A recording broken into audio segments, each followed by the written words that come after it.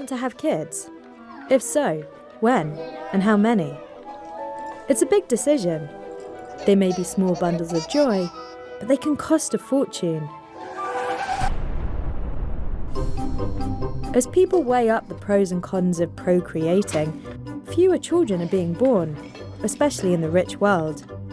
And in the long term, this can mean fewer young workers to support the elderly. So, is it worth having kids?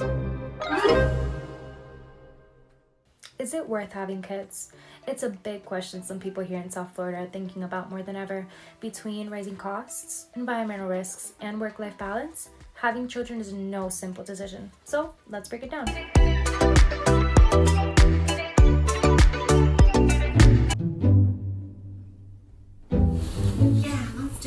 Good job. I went back and forth a lot in the beginning.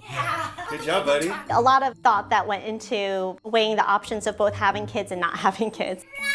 Jessica and her husband Andre live in Houston, Texas, with their 2-year-old son, Michael.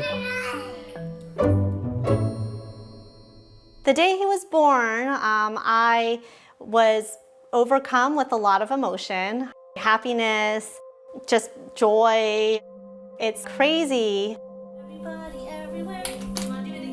So having children makes people happy, right? In the short term, yes. But in the long term, not necessarily. According to academics, it's likely Jessica was experiencing what's known as a happiness bump. Many new parents experience an overwhelming rush of happiness, what experts call the happiness bump. But does the feeling last? Studies suggest that while parents experience joyful moments, their long-term happiness levels are similar to those without children. Factors like financial stability and social support play a major role in overall life satisfaction. About 80% of parents in America say parenting is enjoyable, but almost 30% also admit it's stressful all or most of the time. We've been studying men and women in couples, with and without children, and we see that their levels of happiness and life satisfaction, mental health and loneliness are quite similar. That's quite consistent across a lot of different countries. Some factors do affect people's happiness, such as their income and whether they are single parents. Parents in countries with stronger welfare systems also report higher levels of happiness. But all in all, there isn't much difference between the life satisfaction of parents and people without kids. High costs influence family planning decisions.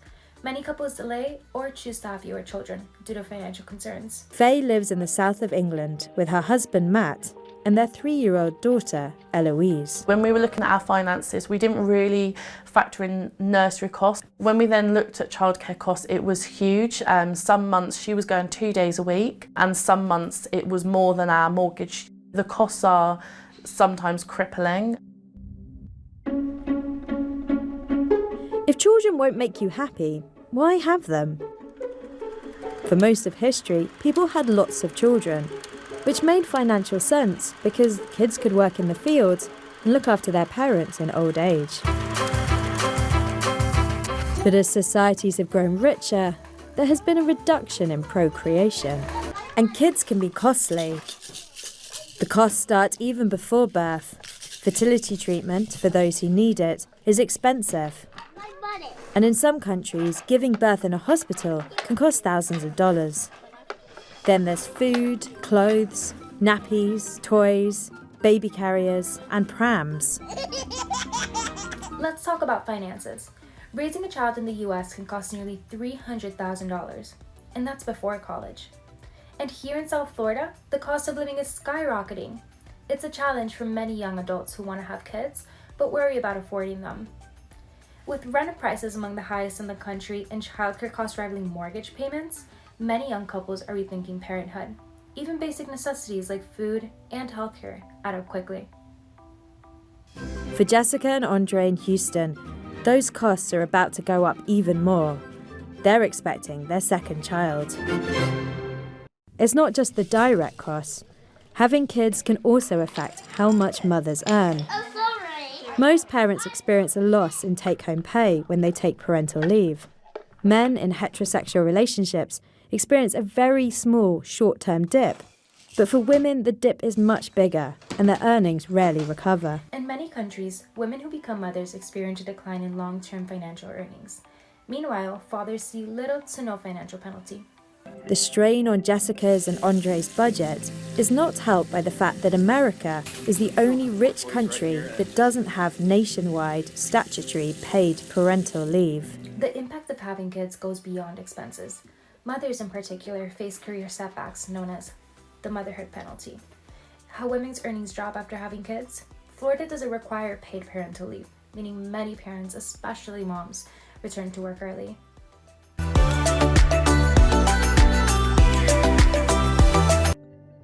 Statutory parental leave in rich countries varies greatly. In Japan, parents are given about a year of paid parental leave each, of which half is paid at about 2/3 of their normal salary. In Finland, parents are given about 14 months of paid leave to share. They're also entitled to take further childcare leave up until their child is 3. In Britain, a mother's job is guaranteed for a year, but only 6 weeks are paid at almost full salary. A further 33 weeks are paid, but at a much lower level. Policies make a difference. Countries with better parental leave, childcare support, and workplace flexibility see higher birth rates. In Sweden, paid paternity leave has helped to balance childcare responsibilities, leading to more gender equality in the workplace. Motherhood penalties vary across the world. One study looks at motherhood penalties in 6 rich countries. It finds that Germany, a country where a lot of women work part-time, had the worst penalty, with a 61% drop in long-run earnings, while Denmark and Sweden had the smallest, but still sizable penalties. That's partly because Scandinavian countries have longer and better paid paternity leave. We've seen as a result of that in Sweden that many more dads are taking time out of the workplace to care for their children. And as a result of that, we've seen that the gender pay gap is much smaller, the share of the unpaid labour is far more equal. Take Japan, where women spend far more time on household chores and childcare than men do, making it much harder for women to have a career and raise children, despite having some of the most generous maternity and paternity leave on the planet, which might explain why Japan has one of the lowest fertility rates in the world. In nearly all rich industrialized countries, fertility rates have fallen below 2.1 children per woman, the rate needed to maintain a stable population. And on a macroeconomic level, that can cause problems. Declining birth rates could lead to fewer workers supporting the aging population. Some countries even encourage immigration to offset labor shortages. Others introduce incentives for families to have more children. While no single solution fits all, investing in family-friendly policies and economic stability could encourage more people to have children. Let's talk about the environmental impact.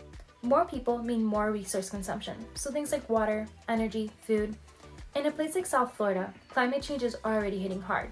With rising sea levels and strong hurricanes, this is a real concern. Some people worry about bringing children into a world where their future is uncertain.